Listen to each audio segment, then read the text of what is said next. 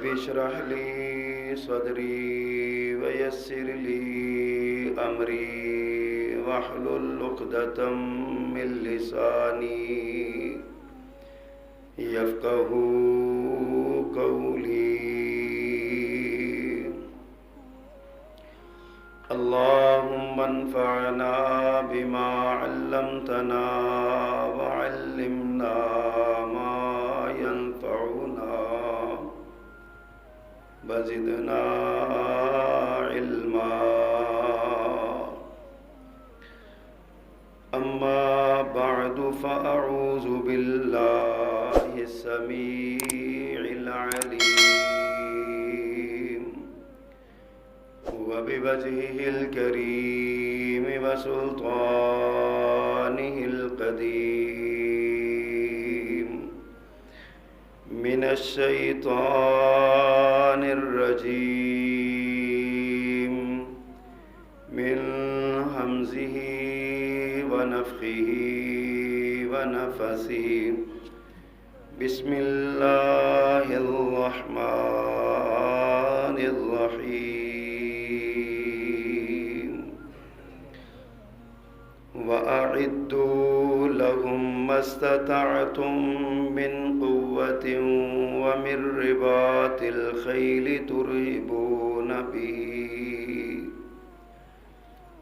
ترهبون به عدو الله وعدوكم وآخرين من دونهم لا تعلمونهم الله يعلمهم وما تنفقوا من شيء في سبيل الله يوفى إليكم وأنتم لا تظلمون.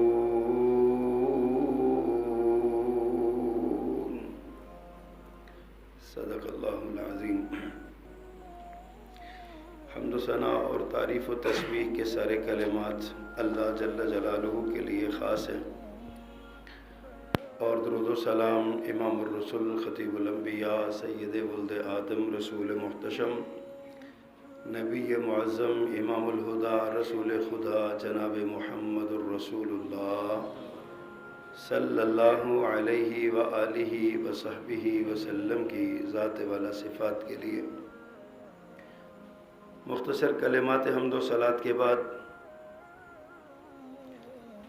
حضرات، کسی بھی قوم یا کسی بھی شخص کی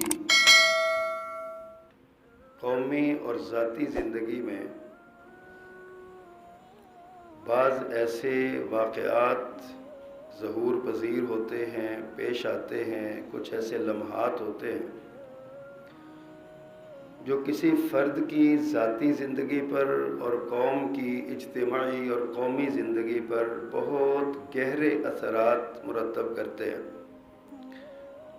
یہ لمحات ناقابل فراموش ہوتے ہیں.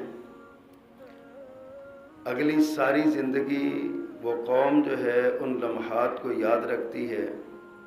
وہ شخص اپنی ساری زندگی میں نہ صرف ان لمحات کو خود یاد رکھتا ہے بلکہ اپنی نسل تک وہ کہانی پہنچاتا ہے کہ انسان کو اس لمحے میں کامیابی ملی یا ناکامی ملی. یہ ایسے لمحات ہوتے ہیں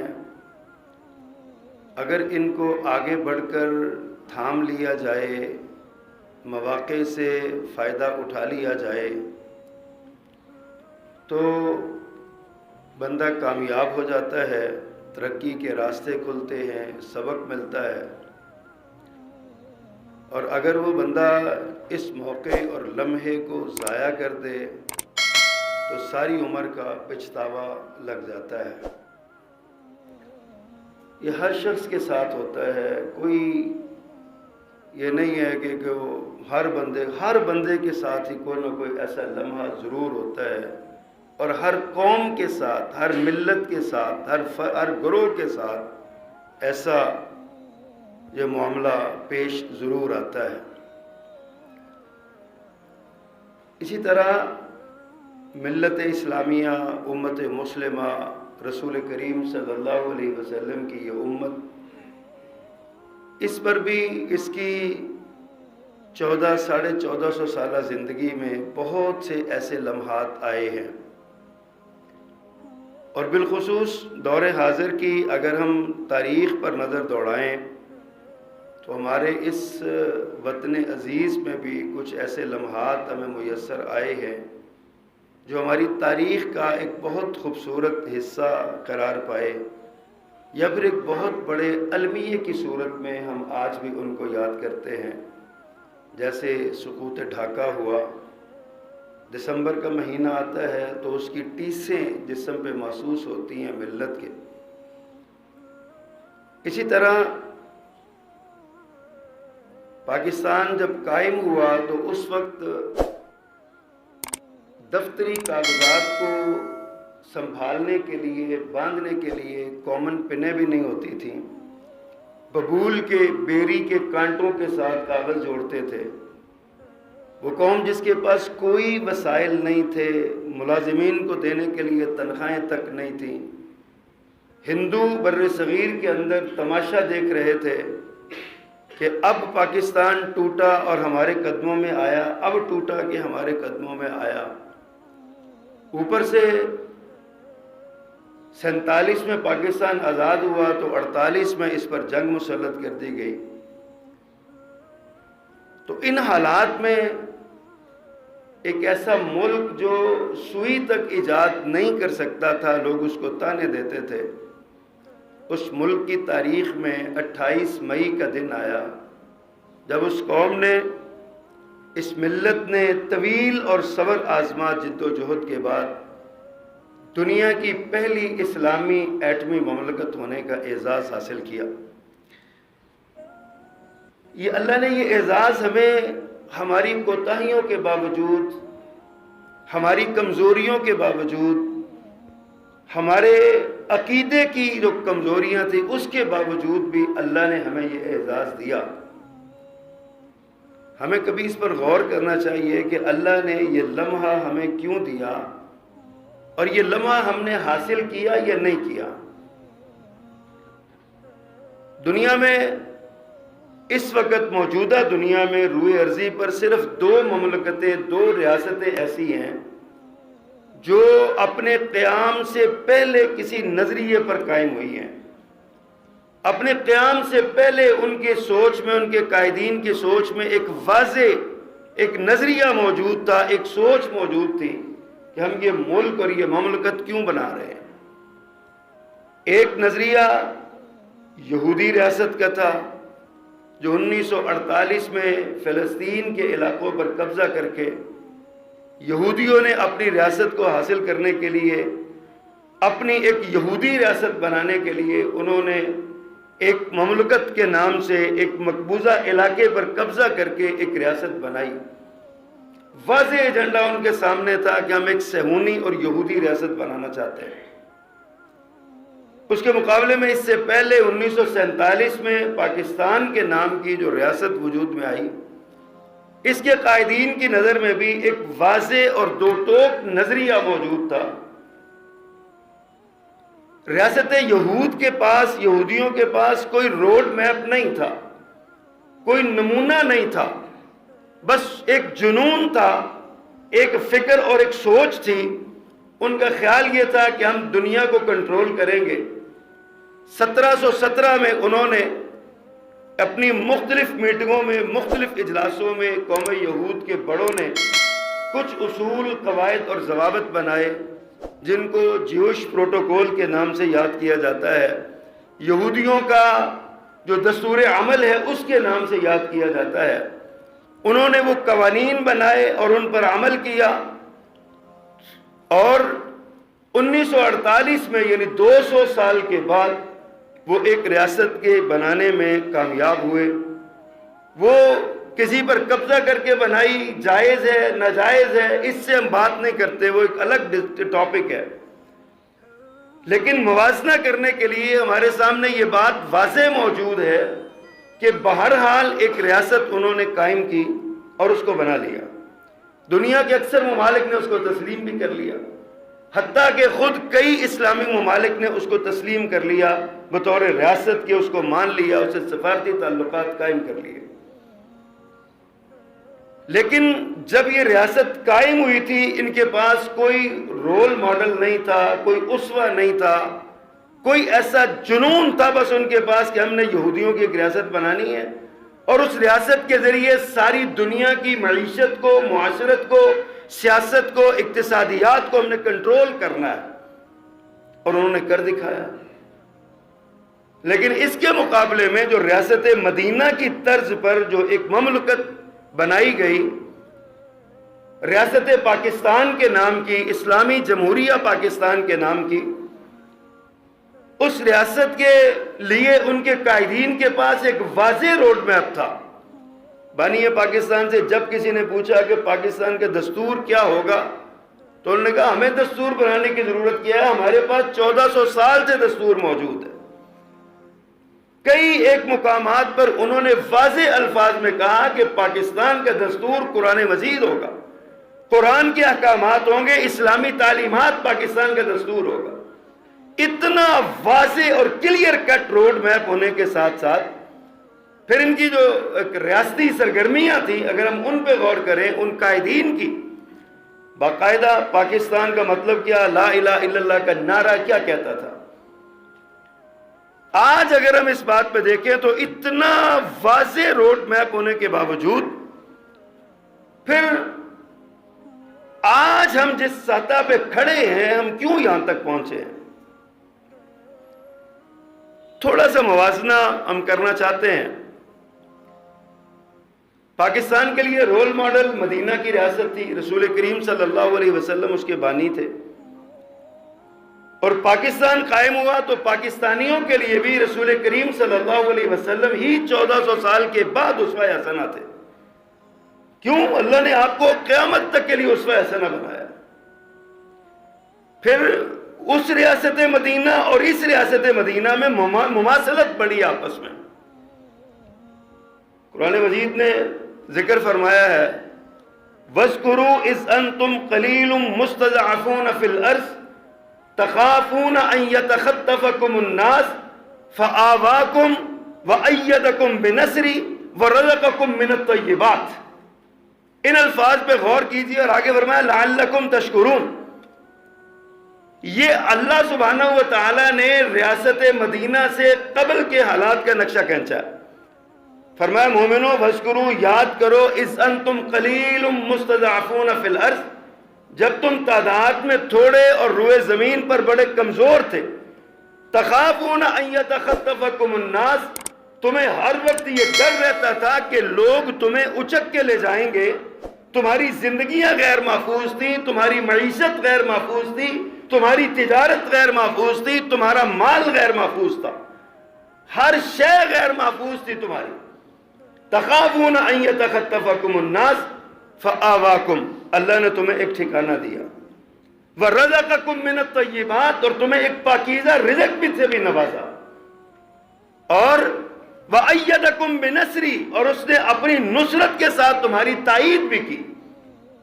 کس لیے؟ لَعَلَّكُمْ تَشْكُرُونَ، تاکہ تم شکر گزار ہو۔ اسی آیت کے تناظر میں آپ اگر اپنے حالات کو دیکھیں تو بر صغیر میں کیوں مسلمانوں نے الگ ملک چاہا؟ اسی لیے چاہنا کہ ہندو ہماری معیشت پر قابض تھے، مسلمان ان کی غلامی کر رہے تھے، مسلمانوں کی آزادی کے لیے، مسلمانوں کے کامیابی کے لیے ایک الگ ریاست کا تصور دیا گیا کہ مسلمان تاکہ کامیاب ہو جائے۔ حالات وہی تھے جو مکہ میں مسلمانوں کو درپیش تھے، اللہ سبحانہ و تعالیٰ نے مدینہ والوں کو ایک ریاست دی۔ آج میں مطالعہ کر رہا تھا، میں بڑا حیران ہوا، مماثلتیں دیکھیں کتنی ہیں۔ ہجرت کی صحبتیں انہوں نے برداشت کی، ہجرت کی صحبتیں انہوں نے برداشت کی۔ مہاجرین نے وہاں پہ اپنے مال جان اور مکانات اور املاک کی قربانیاں دی، یہاں بھی مہاجرین نے ہندوستان کے اندر اپنے مال، اپنی جانیں، اپنی املاک اور اپنے ڈھور ڈنگر مویشیوں، حتیٰ کہ اپنے سونے چاندی کی قربانیاں دی۔ اس سے بھی آگے بڑھے، وہاں ریاست مدینہ کے مقامی لوگوں نے ایثار کرتے ہوئے ان کو ٹھکانہ دیا یہاں کے مقامی لوگوں نے بھی وہاں سے ہجرت کر کے آنے والوں کو ٹھکانہ دیا اور ان کو اپنا بھائی بنایا۔ جس طرح ریاست مدینہ میں اخوت کا نظام قائم کیا گیا تھا، اسی طرح یہاں بھی اخوت کے جذبے کے ساتھ کام کیا گیا۔ وسائل کی کمیابی وہاں بھی تھی، وسائل کی کمیابی یہاں بھی تھی، ذہانت کی فراوانی وہاں بھی تھی، ذہانت کی فراوانی یہاں بھی تھی۔ ایسی ایسی مماثلتیں ہیں یہ جن کا ہم انکار نہیں کر سکتے، لیکن کیا وجہ ہے کہ وہ لوگ کامیاب ہو گئے اور ہم کامیاب نہیں ہوئے؟ تاریخ اس بات پہ بھری پڑی ہے، مورخین نے لکھا ہے کہ ریاست مدینہ جب قائم ہوئی تو 274 مربع میل ایک دن کے حساب سے، ایک دن میں 274 مربع میل سلطنت میں اضافہ ہوا۔ 10 سالوں میں رسول کریم صلی اللہ علیہ وسلم دنیا سے رخصت ہوئے تو 10 لاکھ مربع میل پر اسلام کا جھنڈا لہرا رہا تھا۔ وہ ریاست جو چند محلوں پر قائم ہوئی تھی، چند علاقوں پر قائم ہوئی تھی، اور محلے بھی کو بہت بڑے بڑے نہیں تھے، 15 20 25 گھرانوں کا محلہ تھا، اس محلے میں جو ریاست قائم ہوئی تھی 10 سال کے اندر اس کا رقبہ 10 لاکھ مربع میل تک پھیلا ہوا تھا۔ اور اس سے بھی آگے ہم بڑھتے ہیں، جب دیکھتے ہیں وہ عرب جن کی فطرت میں ہی ایک جھنڈے کے نیچے جمع ہونا نہیں تھا، انہوں نے کبھی سیکھا ہی نہیں تھا کسی ایک حکمران اور ایک حکومت کے ماتحت ہو، ہر ایک اپنا قبیلہ، ہر ایک کی اپنی حکومت، جس کے پاس ڈنڈا وہ حکمران، جس کے پاس طاقت افرادی قوت، قبیلے کا سربراہ وہی وہاں کا سربراہ ہوتا تھا، اور ہر قبیلے کی اپنی حکومت ہوتی تھی۔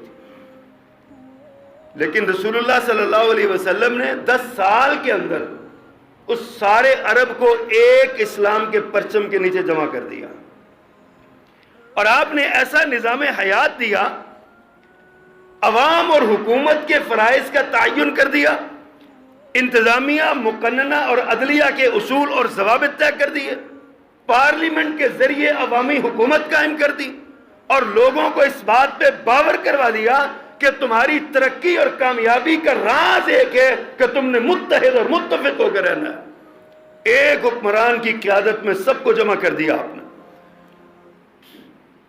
اور پھر اس سے آگے بڑھیے، اس ریاست کا اور اس ریاست کا موازنہ ہم کرتے ہیں۔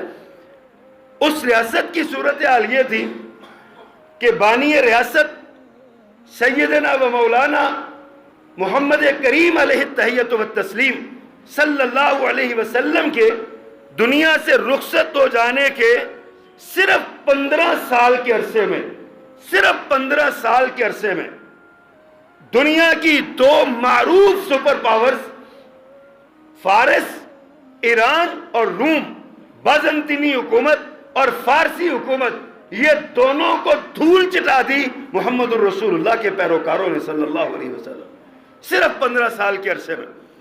اور اس سے بھی آگے بڑھ کے نبی کریم صلی اللہ علیہ وسلم کی وفات کے، آپ کے دنیا سے رخصت ہو جانے کے 100 سال کے اندر اندر اس اسلامی سلطنت کی سرحدیں مشرق میں چین تک، مغرب میں فرانس تک، شمال میں بحیرہ آرال تک، اور جنوب میں عدن تک پھیل گئی۔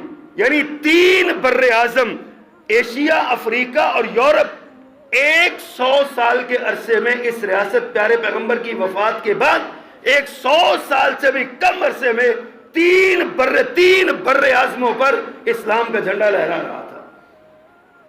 آپ ذرا ان باتوں پہ غور تو کیجئے۔ اس کی بنیاد پتہ کیا تھی؟ وہ دستور جو جناب رسول اللہ صلی اللہ علیہ وسلم نے ریاست مدینہ قائم کرتے ہوئے بنایا تھا، جس کو میثاق مدینہ کے نام سے یاد کیا جاتا تھا۔ اس دستور کی 53 شقیں تھیں، 53 جملے تھے، 53 دفعات تھی، 53، اور ان میں سے 23 دفعات وہ تھیں جن کا تعلق مسلمانوں سے تھا، اور باقی کی دفعات ریاست مدینہ میں بسنے والے غیر مسلموں سے ان کا تعلق تھا۔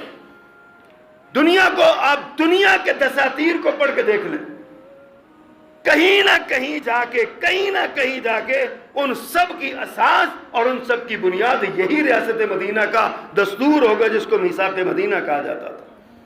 اس دستور کے اندر انسانی حقوق کا تعین کیا گیا، عورتوں کے حقوق کو واضح کیا گیا، غلاموں اور بچوں کے حقوق دیے گئے، مردوں کے حقوق دیے گئے، ان کے آجر اور اجیر کے حقوق کا تعین کیا گیا، عدلیہ کے قوانین کو بنایا گیا، مقننہ کے لیے رہنما اصول دیے گئے، اور اسی طرح پارلیمنٹ کے لیے انتظامیہ کے لیے رہنما اصول دیے گئے۔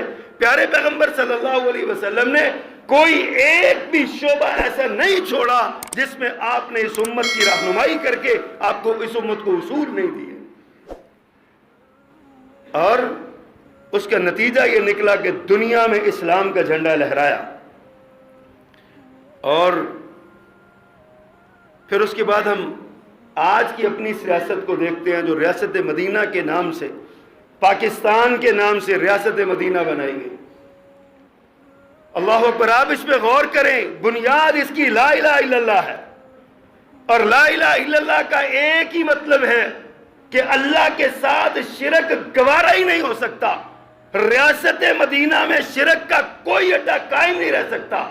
پیارے پیغمبر صلی اللہ علیہ وسلم نے مکہ فتح کیا تو آپ نے مختلف علاقوں میں مختلف صحابہ کرام کو بھیجا، ایک ہی مقصد تھا، کہیں خالد بن ولید کو بھیجا، کہیں سیدنا علی کرم اللہ وجہ کو بھیجا، کہیں کسی اور صحابی کو بھیجا، اور کہا گرد و نواح میں جاؤ اور جا کے جو شرک کے اڈے ان کو مسمار کر دیا جائے۔ ان کو خود آپ نے، رسول کریم صلی اللہ علیہ وسلم نے خود بیت اللہ کے اندر داخل ہو کر، بیت اللہ کے اندر ظالموں نے مجسمے سجائے ہوئے تھے، بت بنائے ہوئے تھے انبیاء کرام کے، سیدنا ابراہیم علیہ السلام کا، آپ نے اپنے نواسے سیدنا علی بن ابی العاص رضی اللہ تعالی عنہ کو اپنے کندھوں پہ اٹھایا۔ لوگ یہاں پہ بڑا غلط فہمی ہوتی ہے لوگوں کو، کہتے ہیں سیدنا علی کرم اللہ وجہ علی بن ابی طالب تھے۔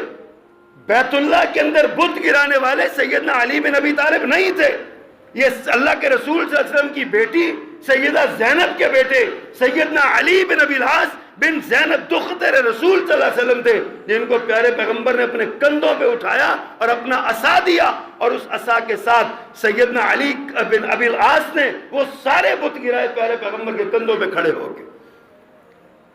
رسول اللہ صلی اللہ علیہ وسلم نے شرک کے اڈے کو ختم کیا، شرک کے مراکز کو ختم کیا۔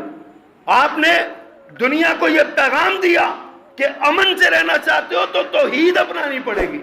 اور آج دنیا میں ہم دیکھ رہے ہیں، باوجود بے شمار کمیوں کے، باوجود بے شمار کوتاہیوں کے، باوجود بے شمار کمیوں کے، کمزوریوں کے، آج بھی دنیا میں اگر کسی مملکت میں سب سے زیادہ امن ہے تو وہ مملکت توحید سعودی عربیہ ہے۔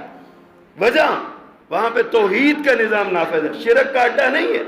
ہر سڑک کے اوپر 20 شرک کے اڈے نہیں ہیں، چلتی ہوئی بسوں کے ڈرائیور کسی شرک کے مزار پر پیسے پھینک کے نہیں جاتے وہاں پر، جس طرح ہمارے یہاں یہ پھینک کے جاتے ہیں۔ آج ہم دیکھیں، مملکت بن گئی، وعدہ اللہ سے کیا تھا لا الہ الا اللہ پڑھیں گے، لا الہ الا اللہ کا نظام نافذ کریں گے، لا الہ الا اللہ کا قانون نافذ کریں گے، اللہ کی توحید کا اعلان کریں گے۔ سب سے بڑی اور سب سے پہلی غلطی یہ ہوئی، ہم نے اس نظریے کے ساتھ بے وفائی کی۔ وہاں 15 سال کے اندر دنیا کی 2 بڑی مملکتوں کو دھول چٹا دی گئی، روم و فارس کو اسلام کے قدموں میں ڈھیر کیا گیا، یہاں 25 سال کے عرصے میں مملکت کو توڑ کے 2 ٹکڑے کر دیا گیا۔ وجہ ہم نے نظریے سے بے وفائی کی ہے، انہوں نے نظریے کے ساتھ وفاداری کی ہے۔ ان کے پاس کوئی ایٹم بم نہیں تھا، وہ کوئی آکسفورڈ کے سلیبس پڑھنے والے نہیں تھے، وہ دنیا کے کسی بڑے وار کالج میں جا کے سبق پڑھنے والے نہیں تھے، لیکن ان کا دنیا کی حالات پہ اتنی نظر تھی، اس طرح دنیا کا نقشہ ان کے سامنے تھا جیسے کسی کے سامنے اس کے ہاتھ کی ہتھیلی کی انگلیں لکیریں ہوتی ہیں، اس طرح ان کے سامنے دنیا کا نقشہ پڑا ہوتا تھا۔ کون سے کالج کے پڑھے تھے؟ ایک ہی کالج تھا ان کا، ایک ہی یونیورسٹی اور ایک ہی ادارہ تھا جس کو جامعہ محمدیہ کہتے ہیں، جو مدینہ منورہ میں مدینہ کے اندر قائم تھا، جو صفہ کے نام سے وہاں پہ لوگ بستے تھے، وہ صفہ یونیورسٹی اس کو کہہ لیں، اس کو جامعہ محمدیہ کہہ لیں کہ میرے محمد کی یونیورسٹی تھی صلی اللہ علیہ وسلم، وہاں کے پڑھے ہوئے وہ لوگ تھے۔ انہوں نے نظریے سے وفا کی، نتیجہ یہ نکلا کہ وہ دنیا میں کامیاب ہوئے۔ اور آج ہم نے نظریے سے بے وفائی کر کے، ہم نے شرک کے اڈوں کو سرکاری سطح پہ پروموٹ کر کے، ہم نے شرک کے اڈوں کو سرکاری سطح پہ سرپرستی کر کے ان کی ہم نے سرکاری خزانوں سے اربوں روپے کے بجٹ لگا کے بڑے بڑے مزاروں کو کھڑا کیا، اور ہم نے سمجھا شاید ہمارے ملک میں امن آ جائے گا، ہمارا ملک ترقی کر جائے گا۔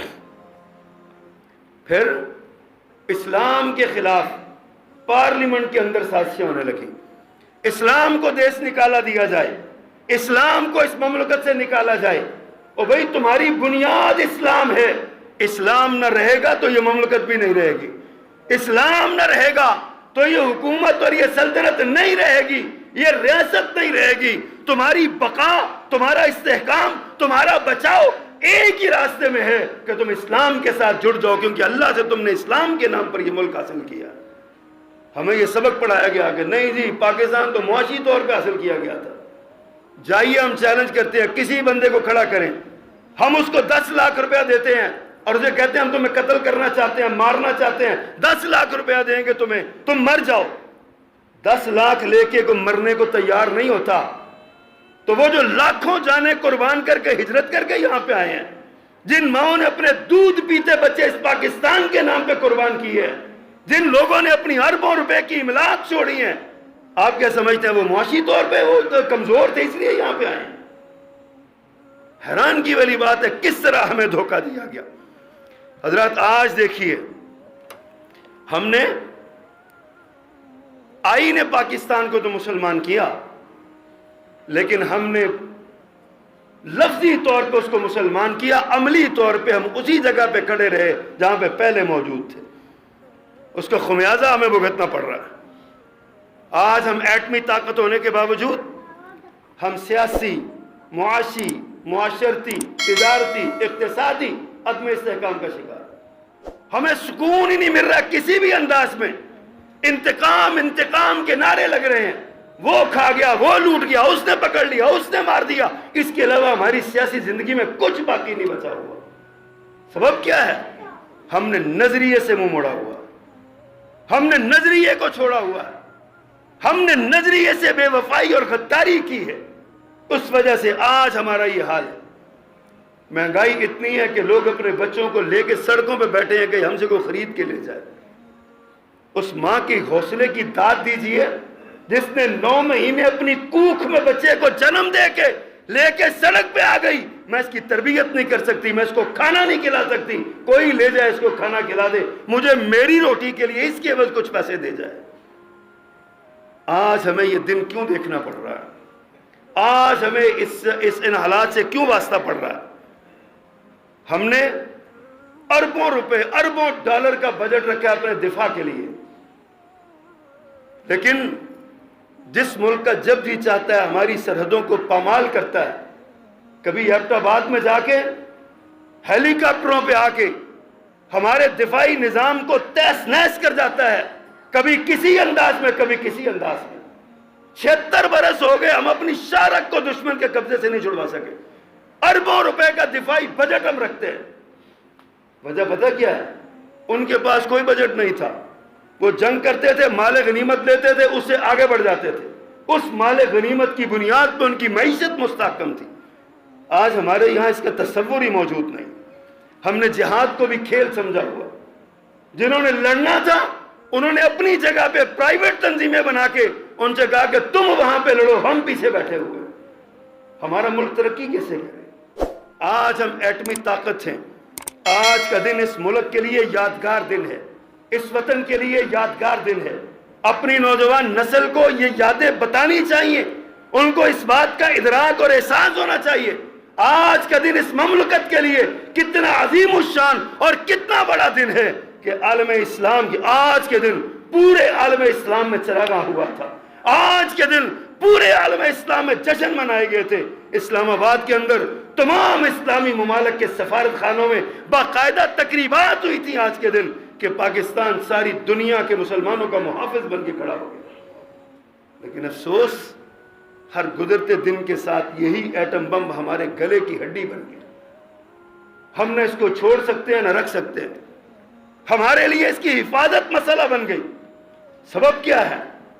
سبب وہی ہے، ہم نے اللہ سے بے وفائی کی ہوئی ہے، ہم نے اللہ کو چھوڑا ہوا۔ اللہ نے ہمیں کہا اعدوا لهم ما استطعتم من قوة ومن رباط الخیل. لوگو اللہ کے دین کی سربلندی کے لیے دشمن کے مقابلے میں اپنے آپ کو مضبوط کرو، اپنی طاقت تیار کرو، اپنی قوت تیار کرو. اور اس کا مقصد کیا ہے؟ اللہ کو ترہبون بہ عدو اللہ وعدوکم، فرمایا اس سے تم اپنے اور اللہ کے دشمن کو ڈراؤ گے، اور معلوم دشمن کو ڈراؤ گے. نامعلوم دشمن اس سے ڈرے گا جن کو تم نہیں جانتے لیکن اللہ جن کو جانتا ہے. اس کے ذریعے تم اپنے دشمن کو ڈراؤ اپنی تیاری کے ذریعے. بدقسمتی یہ ہے کہ ہم نے اس کی طرف توجہ ہی نہیں کی. آج ہمیں جس مسائل کا سامنا ہے، آج ہم جس مصیبت کے شکار ہیں، آج اللہ کی جو نعمتیں ہمارے لیے وبال اور عذاب ہمیں نظر آ رہی ہیں، اصل وجہ یہ ہے کہ ہم نے لعلکم تشکرون پہ عمل نہیں کیا تھا. اللہ کی نعمتوں کو پانے کے بعد ہم شکر گزار نہیں اس کے ہو سکے. اور آج ہمارا حال کیا ہے؟ ہم نے قومی نوعیت کے جو ایام ہیں ان کو بھی سیاسی تفریق کا شکار کر دیا ہے. ایٹم بم اگر ریاست پاکستان کا ہے، ایٹم بم اگر مملکت پاکستان کا ہے، اگر عوام پاکستان کا ہے، تو پیپلز پارٹی یا پی ٹی آئی اس کو کیوں سیلیبریٹ نہیں کرتی؟ اور اگر یہ مملکت پاکستان کا ہے تو پی ایم ایل این کیوں ذوالفقار علی بھٹو کا نام نہیں لیتی؟ ہم آپس میں تقسیم ہوئے پڑے ہیں، ہم نے اپنے کریڈٹ کے چکر میں پڑے ہوئے. ہمیں جو قومی نوعیت کے ہمیں ایام ہیں ان کو تو مشترکہ طور پہ سیلیبریٹ کرنا چاہیے تھا. آج کے دن ایوان وزیر اعظم میں تقریب ہوتی جس میں ساری پارٹیوں کے لوگ بلائے جاتے، صدر مملکت وہاں پہ خطاب فرماتے اور لوگوں کو بتاتے باوجود سیاسی اختلافات کے، باوجود ہمارے معاملے جو بھی ہیں ان سے، ہم اپنے پاکستان کی نظریاتی اور جغرافیائی سرحدوں کے تحفظ کے لیے ہم متحد ہیں، متفق ہیں. ہمارے اندر کوئی خلا اور دراڑ نہیں ہے ہمارے اندر. لیکن اے بسا آرزو کی خاکشد، افسوس افسوس افسوس کہ ہم سارا کچھ کر بیٹھے ہیں لیکن ہم یہ نہیں کر سکے، اور اس کا خمیازہ ہمیں بھگتنا پڑ رہا ہے. حضرات گرامی، آج کا دن ہمارے لیے، مملکت کے لیے بڑا عظیم دن ہے. آج کے دن شکرانے کے نوافل پڑھنے چاہیے اور اللہ سے دعا کرنی چاہیے کہ اللہ ہمارے ملک کی بھی حفاظت فرمائے، ہمارے ایٹمی اثاثوں کی بھی حفاظت فرمائے، اور اللہ پاک ہمارے جتنے بھی ذرائع ہیں ہمارے، اللہ ان سب کی، ہماری املاک کی حفاظت فرمائے. سبحان ربک رب العزت عما یصفون وسلام علی المرسلین والحمد للہ رب العالمین. الحمد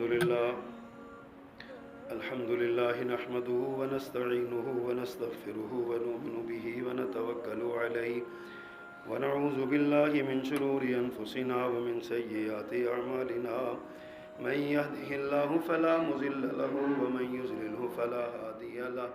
اشهد ان لا اله الا الله وحده لا شريك له واشهد ان محمدا عبده ورسوله. اللهم صل على محمد وعلى آل محمد كما صليت على إبراهيم وعلى آل إبراهيم إنك حميد مجيد. اللهم بارك على محمد وعلى آل محمد كما باركت على إبراهيم وعلى آل إبراهيم إنك حميد مجيد. حضرات گرامی، جیسے میں نے آغاز خطبہ میں عرض کیا، ہر انسان کی زندگی میں، ہر قوم کی زندگی میں کچھ ایسے ایام ضرور آتے ہیں جو اس کی زندگی پر بہت گہرے اثرات چھوڑتے ہیں. آپ لوگوں کی زندگی میں بھی ایسے لمحات، کمزور لمحات آئے ہوں گے جب آپ اندر سے ٹوٹ پھوٹ گئے ہوں گے. اسی طرح اتوار کے دن 23 مئی کو ہماری زندگی میں بھی وہ دن آیا جس کا سوچ کے ہمیں جھرجھری آ جایا کرتی تھی. میری والدہ محترمہ دنیا سے رخصت ہوئی. وہ والدہ جو صرف ایک ماں نہیں تھی، میری استاذہ تھی، میری محسنہ تھی. नूरानी कायदे से लेके वन्नास तक सारा कुरान मैंने अपनी माँ से पढ़ा, और ऐसा खूबसूरत पढ़ाया कि कोई कारी ये मानने को तैयार नहीं था कि तुम किसी खातून से पढ़े हुए हो। इस कदर तलफ़्फ़ुज़ की खूबसूरती के साथ पढ़ाया। 5 क्लासों की ट्यूशन हमने अपनी माँ से पढ़ी। कलम दवात के साथ तख्ती पर लिखना हमारी माँ ने हमें सिखाया। मुझे ही नहीं, मेरे सारी बहनों को, मेरे सारे भाइयों को, मोहल्ले के सारे बच्चों को। फिर 40 बरस मेरी वालिदा ने हमारे बाप के बगैर हमें बाप बन के पाला। 1981 में वालिद मोहतरम दुनिया से रुखसत हुए। फिर हमारी माँ हमारे लिए माँ भी बन गई और बाप भी बन गई। किसी माँ ने अपनी और लड़कियों को ऐसे नहीं पाला होगा जैसे हमारी माँ ने हमको पाला। हमारी तालीम, हमारी तरबियत, शेर की नज़र, क्या क्या सिफ़तें बयान करूं। माएँ तो सबकी प्यारी होती हैं, लेकिन मैं यकीन के साथ कह सकता हूं कि खुद मुझे भी अंदाज़ा नहीं था कि मेरी माँ इतनी अजीम औरत है। उस दिन पता चला। मुझे बार बार अहमद इब्न हम्बल रहमहुल्लाह का कौल याद आने लगा। वो अपनी ज़िंदगी में फरमाया करते थे, बैनना व बैनकुम यौमुल जनाइज़, हमारे और तुम्हारे दरमियान फैसला जनाजे करेंगे। मेरी वालिदा मोहतरमा की दुआ के लिए, बख्शिश के लिए, मग़फ़िरत की दुआ के लिए कहाँ कहाँ से लोग आए, खुदा की कसम मैं तसव्वुर नहीं कर सकता था। पूरे पाकिस्तान से उलमा ने, दुनिया के अक्सर ममालिक से, मैं जानता भी नहीं, लोगों ने मुझे व्हाट्सएप पे कॉलें करके, फेसबुक मैसेंजर पे कॉलें करके, मैसेजेस भेज भेज के मेरे साथ ताज़ियत की। नामवर मशाइख, शयूखुल हदीस, असातिज़ा, सारी ज़िंदगी हदीस पढ़ाने वाले। अल्लाह अकबर। मैं अपने घर कह रहा था, हमें पता ही नहीं था कि रहमत का इतना बड़ा ख़जाना हमारे घर में पड़ा हुआ है। अंदाज़ा मुझे था कुछ लोग आएंगे, मेरे दोस्त आएंगे, ताल्लुक़ है हमारा भी, लेकिन इतने लोग आ जाएंगे ये मेरे वहम गुमान में भी नहीं था। अल्लाह ने मेरी माँ को नवाजा, बहुत नवाजा, इतना नवाजा कि मैंने अपनी ज़िंदगी में किसी खातून का इतना बड़ा जनाजा नहीं देखा। मैंने सैकड़ों जनाजे पढ़े हैं, जनाजा देखने वाले जानते हैं।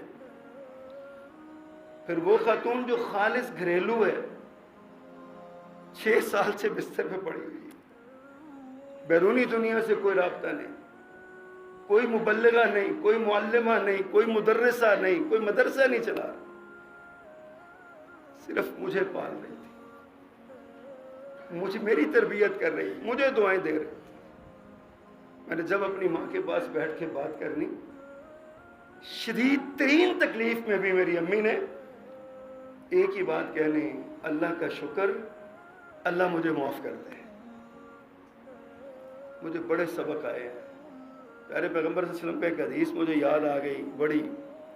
फरमाया, दुनिया में कुछ लोग ऐसे होते हैं जिनके परगंदा बाल होते हैं, फटे हुए कपड़े होते हैं, गंदे मंदे कपड़े होते हैं, लोग उनके पास जाए तो उनको धुतकार देते हैं, लेकिन अल्लाह के यहाँ उनका मुकाम ये होता है कि अगर वो अल्लाह को कसम डाल दे तो अल्लाह तकदीर का फैसला बदल देता है। हमें क्या अंदाजा था कि हमारी माँ ऐसे लोगों की मिस्ताक बनी हुई है। हज़रात, मैं अक्सर आपसे भी कहा करता था, मेरी माँ के लिए दुआ करें। आपने दुआएं की, मैं आपका शुक्रगुजार हूँ। आप में से कई लोग जनाजे में शरीक हुए, मैं उनका शुक्रगुजार। मैं किस किस का शुक्रिया अदा करूँगा। लोगों ने इतना मुझे मोहब्बतों से नवाजा है, इतना मोहब्बतों से नवाजा है कि मैं तसव्वुर नहीं कर सकता। मैं आप सबका, सब दोस्तों का, सब अहबाब का शुक्रगुजार हूँ। मेरे घर में रहमत और बरकत की जो बरखा थी वो बंद हो गई है। मेरी माँ कब्रों में जा समाई। वो माँ जिसको देख देख के हम اپنے دل کو خوش کیا کرتے تھے، جس کی دوائی کی فکر رہتی تھی، جس کے آرام کی فکر رہتی تھی، جس کے سونے کا فکر رہتا تھا. گھر سے کہیں باہر جانا تو بار بار فون کرنا، امی سوئے کہ نہیں سوئے، دوائی دی کہ نہیں دی، فلاں کام کیا کہ نہیں کیا. ساری فکریں ختم ہو. اور اس سے بھی بڑی محرومی میرے لیے یہ ہے، میں جب جمعہ پڑھانے کے لیے آتا تھا، میری ماں گھر ہوتی تو میں اپنی ماں سے پیار لے کے آتا تھا. جب ان پر فالج ہوا، ہاتھ اٹھتا نہیں تھا، میں اپنا ہاتھ اٹھا کے اپنے ہاتھ سے ان کا اپنے سر پہ پھیر لیا کرتا تھا. نوجوانوں، آپ کی مائیں بھی آپ سے ایسی محبت کرتی ہیں. دیکھنا یہ ہاتھ سے نکل گئی تو میری طرح تڑپو گے آپ. آج میرے سر پہ ہاتھ پھیرنے والا کوئی نہیں ہے. آج مجھے دعا دے کے گھر سے بھیجنے والا کوئی نہیں ہے. میں شہر سے باہر جاتا تھا کہیں تو سب سے پہلے اپنی ماں کے پاس حاضر ہوتا اور ان سے کہتا تھا میرے لیے دعا کریں، پیار دیں. پیار لے کے نکلتا تھا. یہ جو پوری دنیا میں بڑی عزتیں مجھے ملی ہوئی ہیں نا، بڑا میرا نام چل رہا ہے، اور بڑی جو ہے نا وہ بڑا ایک دنیا بھر سے لوگ میری ماں کو اپنی ماں کہہ کے امی جی کہہ کے دعائیں کر رہے ہیں. خدا کی قسم یہ میری ماں کی دعاؤں میں سے کہ میری عزت میری ماں کی دعاؤں کے ساتھ ہے. مجھے ڈر لگ رہا ہے کہ وہ دعائیں جو مجھے ملتی تھیں کہیں وہ بند نہ ہو جائیں اور میں کسی چٹیل میدان میں نہ کھڑا ہو جاؤں جا کے. اللہ سے دعا کریں اللہ میری ماں کی دعائیں میری نسلوں میں منتقل فرمائے. اللہ سب کی ماؤں کو سلامت رکھے. میں نوجوانوں سے یہ درخواست کروں گا کہ اپنی ماؤں کی قدر کریں، اپنی ماؤں کی قدر کریں، ان کے پاؤں دبایا کریں. آخری رات میں اپنی ماں کے پاؤں دبا کے آیا، اپنے ہاتھ سے ان کے منہ میں ڈراپر کے ساتھ قطرے لکوڈ کے ڈال کے آیا، ان کی ٹانگوں کو میں دبا کے آیا. صبح جب مجھے اطلاع ملی میں بہت سپیڈ سے دوڑا، لیکن مجھے حسرت ہی رہ گئی کہ میرے جانے سے پہلے میری ماں دنیا سے رخصت ہو. دعا کریں اللہ میری ماں کو جنت الفردوس کا مقیم بنا دے. اللہ ہماری والدہ، ہمارے بھی احساسات ہوتے ہیں، ہمارے بھی جذبات ہوتے ہیں. یہ جو جتنی عزت ملی ہے نا مجھے، میں سمجھتا ہوں ایک تو یہ میری ماں کی دعاؤں کا صلہ ہے. ماں کی قدموں میں بیٹھا کرتا تھا، ماں سے دعائیں لیا، سارے ہی لیتے تھے، سارے بھائی ہمارے، ساری بہنیں جہاں بھی ہوتے تھے ماں کی دعائیں ان کے لیے. سب کی مائیں ایسے ہی کرتی. ماں کی دعاؤں کے ساتھ ساتھ ایک میری جماعتی زندگی بھی اس کی وجہ بنی. میں نے بچپن سے لے کے آج تک ایک ہی جماعت کے ساتھ ایسے لوہے کے ساتھ کھڑا ہوں اللہ کے فضل سے. اور مجھے بعض میرے دوست کہا کرتے تھے کہ تیرے جنازے پہ بڑی دنیا آنی ہے. اللہ نے مجھے دکھا دیا کہ میرے جنازے سے پہلے میری ماں کے جنازے پہ رب نے مجھے دکھا دیا کتنی دنیا آ گئی. کہاں خانے وال ہے، کہاں اسلام آباد ہے، کہاں فیصل آباد ہے، کہاں ناروال ہے، کہاں چونیاں قصور کے آخری سرحدیں ہیں. وہاں سے لوگ آئے، علماء آئے، طلباء آئے، دین کے حفاظ آئے، قرآن کے حفاظ آئے، مفسرین آئے. پھر 2 دن اتنے لوگ میرے گھر میں آتے رہے، تعزیت کرتے رہے. پرسوں رات ایک 85 سال کے بزرگ حافظ آباد سے سفر کر کے تشریف لائے، علامہ نصر اللہ بھٹی صاحب. میں حیران رہ گیا. میں نے کہا شیخ آپ بیمار ہیں، کیوں زحمت فرمائی؟ مجھے کہنے لگے رہا ہی نہیں گیا، اگر مجھے جنازے کا پتہ چلتا تو میں وہاں شریک ہوتا. ایسی محبتیں ملی ہیں نا تو یہ اسی وجہ سے ملی. میں آپ سے درخواست کروں گا بالخصوص نوجوانوں سے اور ان سب سے جن کی مائیں ہیں، اپنی ماں کو منا لیجیے، اپنی ماں کے قدموں کو پکڑ لیجیے. اگر وہ دنیا سے چلی گئی ہے نا، اس ماں کی قبر پہ جا کے اس کی بخشش کے لیے دعا مانگا کریں. اس ماں کے لیے اللہ کے حضور ہاتھ پھیلایا کریں. اپنی نمازوں میں رب ارحمہما کما ربیانی صغیرہ کا جملہ رکھیں. انشاءاللہ العزیز ماں کی دعاؤں کی برکتیں آپ کی زندگی میں بھی ملیں گی، آپ کی آخرت میں بھی ملیں گی. اللہ آپ سے ایک بار پھر میں اپیل کرتا ہوں، پھر درخواست کرتا ہوں، آخر میرا آپ پہ کچھ حق ہے. زندگی کا ایک عرصہ میں نے آپ کے ساتھ گزارا ہے. آج یہ صدمہ جو مجھے پہنچا ہے، اللہ سے دعا کریں اللہ مجھے اس پہ صبر دے. خدا کی قسم اس کمرے میں جانے کو جی نہیں چاہتا جہاں ہماری ماں کی چارپائی پڑی ہوتی تھی. کلیجہ منہ کو آتا ہے، نہیں جی چاہتا. دعا کریں اللہ ہمیں صبر بھی دے دے اور اللہ پاک ہماری ماں کی آخرت کی منزلیں ساری آسان کر دے. انہیں جنت الفردوس میں پیارے پیغمبر صلی اللہ علیہ وسلم کی رفاقت نصیب فرما دے، ان کی ہمسائیگی نصیب فرما دے۔ سبحان ربک رب العزت عما یصفون وسلام علی المرسلین والحمد للہ رب العالمین۔